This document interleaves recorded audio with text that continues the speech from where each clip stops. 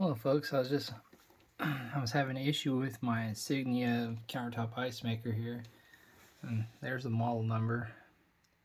Perhaps some of you might be having the same issue I had, and I just didn't want to buy another one. This one's only, I think it was a year and a half old.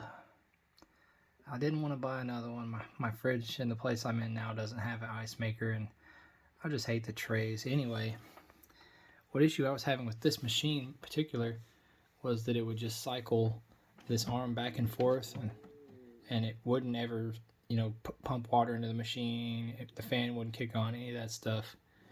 And the issue I found with mine is that these limit switches here that are on the opposite side of the motor that actuates this arm in here were completely just hammered. These things are complete junk.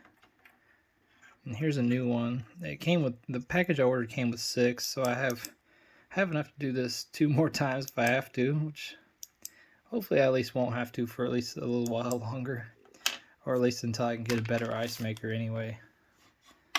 But all you'll really need to do this, if you don't want to, I guess you don't need a soldering iron, but these are soldered on here. You could just cut the end of the wires off and just thread them through these holes, but it's not going to have as good of a contact than if you solder it or put like a terminal on it.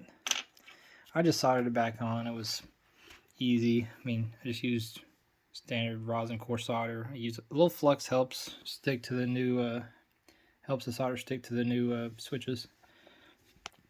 Here's the part number. It's a KW43Z-3. I think I bought these 6 for $6 on the old Amazon. You might also need a zip tie because there is a zip tie holding the wires in the back. I'll show you. They hold these wires right here. And there's where they live. There's one and there's the other one. And these are the new ones. I haven't put the machine back together. I left it apart to show the new switches where they live. And this thing comes apart basically all with Phillips head screws. Pretty simple. These take, I believe these are 00, and the rest I think are just number 2 screws. But it was pretty easy to take apart. I was just looking for, I didn't really know what I would be looking for when I came into this unit. I kind of figured I'd probably have an issue with this controller board up here, but these switches turned out to be the issue with my machine.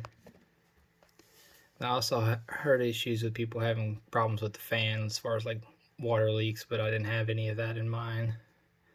At least not yet anyway. But that's all I have. Hopefully this helps somebody out with the same issue. And thanks for watching.